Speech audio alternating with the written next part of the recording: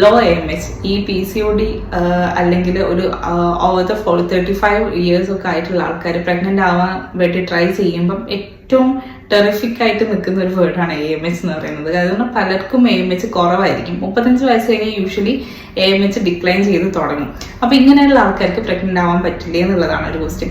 35 കഴിയുമ്പോൾ പ്രഗ്നൻസിക്ക് കുഴപ്പമൊന്നും ഉണ്ടാവില്ല. പക്ഷെ നിങ്ങൾ നല്ല രീതിയിലുള്ള ലൈഫ് സ്റ്റൈൽ ഫോളോ ചെയ്യുന്ന ഒരാളാണെങ്കിൽ, അതുപോലെ തന്നെ എക്സസൈസ് റെഗുലർ ആയിട്ട് ചെയ്യുന്ന ഒരാളാണെങ്കിൽ, നിങ്ങൾ BMI അപ് ടു നോർമൽ റേഞ്ചിലാണ് നിൽക്കുന്നതെങ്കിൽ നിങ്ങൾക്ക് വേറെ കണ്ടീഷൻസ് ഒന്നുമില്ല, ഫൈബ്രോയിഡ് ഇല്ല, എൻഡോമെട്രിയോസിസ് ഇല്ല, PCOD ഇല്ല, തൈറോയ്ഡ് ഇഷ്യൂസ് ഒന്നും ഇല്ലെങ്കിൽ നിങ്ങൾക്ക് പ്രഗ്നൻസി പ്ലാൻ ചെയ്യാം, അതുമായിട്ട് മുന്നോട്ടേക്ക് പോവാം.